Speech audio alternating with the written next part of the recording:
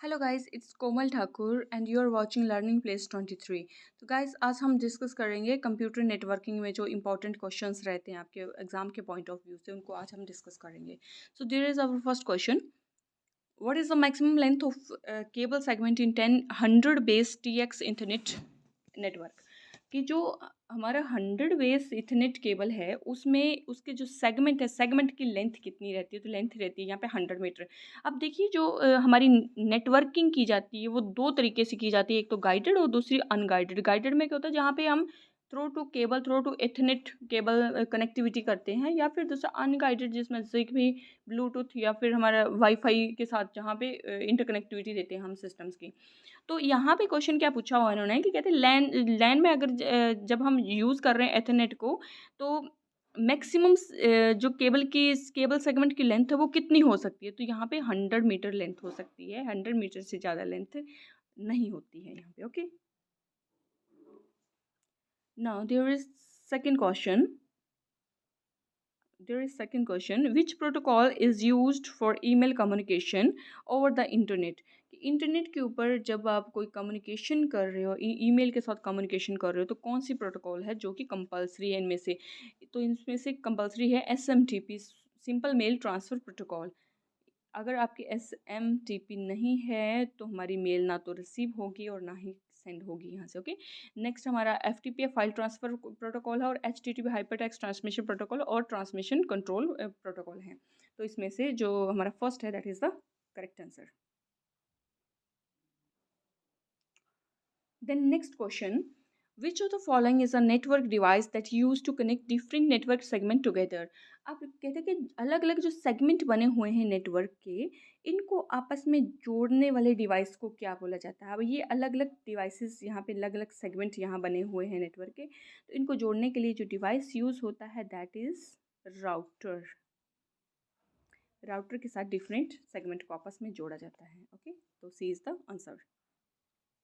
And our next question is, which of the following topology connects all devices in a ring? सारे devices को एक ring में कौन सी topology जोड़ती है? तो यहाँ पे ये आंसर नहीं है, नेक्स्ट स्लाइड पे जाना पड़ेगा हमें। तो यहाँ पे आंसर है इसका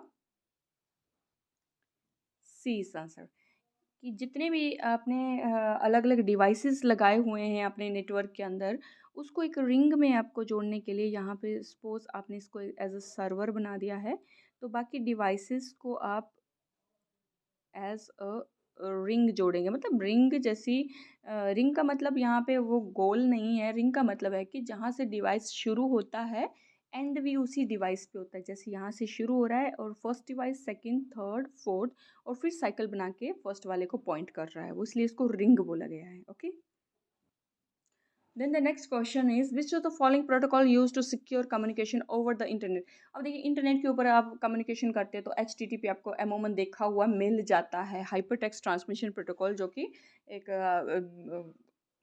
कनेक्शनलेस प्रोटोकॉल आपकी रहती है। लेकिन अगर सिक्योरिटी की बात आती है तो HTTPS जो है, S is stand for security. तो HTTPS आपका सही आंसर रहेगा। सिक्योर कम्युनिकेशन के लिए यहाँ पे HTTPS को यूज़ किया जाता है। तो यहाँ पे नेक्स्ट क्वेश्चन है, which of the following IP address is a private IP?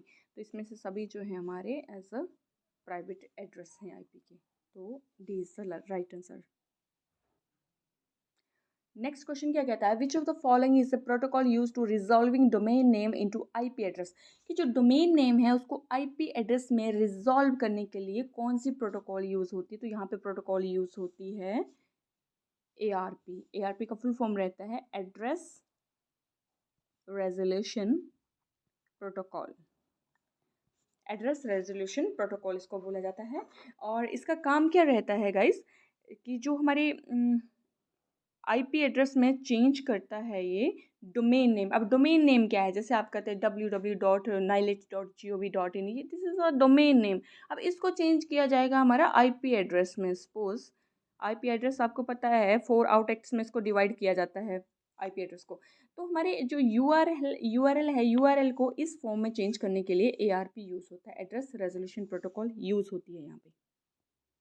Then the next question, which of the following is a wireless network standard? पता है आपको, ब्लूटूथ रहेगा यहाँ पे।